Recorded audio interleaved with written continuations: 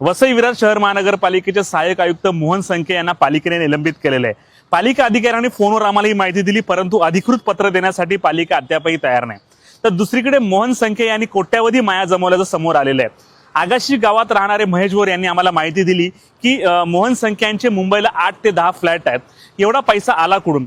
पालघर ह्या ठिकाणी छोट्याशा गावात राहणारा एक सहाय्यक आयुक्त वसई विरार शहर महापालिकेत येतो आणि त्याचे 10 फ्लॅट मुंबईला कसा घेऊ शकतो, हा सवाल महेश भोर यांनी उपस्थित केलेला आहे। मोहन संखे जे आहेत ते खोट्या MRTPच्या गुन्हे दाखल करतात, खोट्या केसेस करतात आणि लोकांकडून पैसे करतात असा आरोप करण्यात आलेला आहे। ज्यांनी आरोप केलेला आहे महेश भोर, त्यांचं नेमकं म्हणणं काय आपण ऐकूया।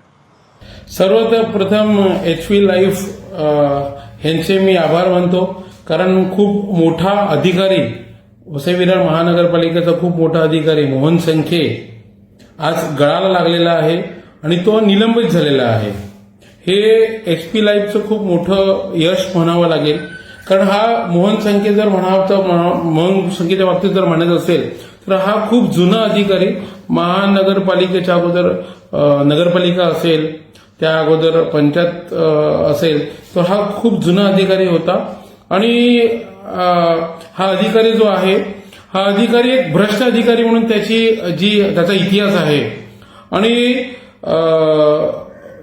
एक ताजं उदाहरण असेल तर खोटे गुन्हे, एखाद्या माणसाला खोट्या गुन्ह्यामध्ये MRTP मध्ये कसं अडकवायचं असेल तर, आणि त्याच्याकडनं पैसे उकळायचे असेल, ह्याच्यामध्ये मोहन संखे यांचा हातखंड होता। आपण जर बघितलं तर त्यांनी जे MRTPचे गुन्हे सादर केलेले आहेत, जे दाखल केलेले आहेत, हे केवळ स्वार्थापोटी केलेले आहेत। आणि त्या स्वार्थापोटी त्याची माया असेल ती एवढी मोठी माया की असं म्हटलं जातं की मुंबईमध्ये जे 8 ते 10 फ्लॅट आहेत। एखादा पालघर सारख्या ठिकाणी राहणारा माणूस 10 फ्लॅट मुंबईला घेऊ शकतो, तर त्याच्यावरचे अधिकारी असेल, सहाय्यक आयुक्त किंवा आयुक्त, आणखी जे अधिकारी, ह्यांची किती मोठी माया त्यांनी मुंबईमध्ये किंवा इतर ठिकाणी जमवून ठेवली असेल। म्हणजे हे अधिकारी फक्त वसई विरारला ओरबडण्याचं, सत्यानाश करण्याचं काम करतात, स्वतःचं पोट भरतात आणि मोठी माया कमवतात आणि मग त्यांचा असा शेवट होतो। आणि ते होणारच होतं, आज न उद्या ते होणारच होतं। ते HP लाईव्हच्या बातमीने झालं, खूप मी त्यांचे आभार मानतो। आणि एक महत्वाची बाब अशी की खोटे गुन्ह्यामध्ये ह्या मोहन संख्येने आगाशी कोल्हापूर ठिकाणी एका जुन्या 20 वर्षाच्या जुन्या गावठी कौल्याच्या घराला, ज्याला आपण बेडघर म्हणतो, त्याला MRTP लावलेली आहे आणि त्याच्यामध्ये विकासक म्हणून दोघांची नावं ऍड केलेली आहेत। आता गावठी घर 20 वर्षा अगोदर बांधली, त्याच्यामध्ये विकासक नसतो। विकासक हा RCC इमारतीला किंवा एखाद्या स्ट्रक्चरला असतो, गावठी घराला विकासक लागत नाही। पण ते ह्या मोहन संख्येने पैसे घेऊन हा खोटा FIR मध्ये ह्या दोन माणसं नावानं अडकवून ठेवलेला आहे।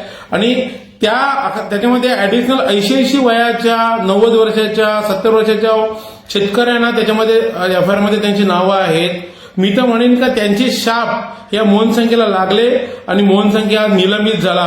असे अनेक अधिकारी आहेत ज्यांना HP लाईव्ह त्यांच्या मागे लागायला पाहिजे आणि असे अधिकारी हे निलंबित व्हायला पाहिजे। आणि जे काही वसई विरारला ओरबडण्याचं काम चाललंय हे कुठेतरी थांबलं पाहिजे, याच्यावरती कोणाचा तरी वचक आला पाहिजे, कोणाचा तरी अंशुक आला पाहिजे। आणि HP लाईव्ह सारखे जे आहेत, वार्ताहर आहेत, जे युट्यूबच्या माध्यमातून आपल्या बातम्या सगळ्या संकलित करत असतात, तर त्यांचं खूप मोठं यश आहे। आणि मी अशा सगळ्या पत्रकारांना, वार्ताहरांना मी माझ्याकडून धन्यवाद देतो की अशीच कामं करत राहा, जेणेकरून वसई विरारला ओरबडण्याचं काम हे कमी होईल आणि वसई विरारचा लोकांचा जो याच्यामध्ये जो काही विकास आहे, हा विकास व्यवस्थित होईल आणि लोकांना सुख समाधान मिळेल।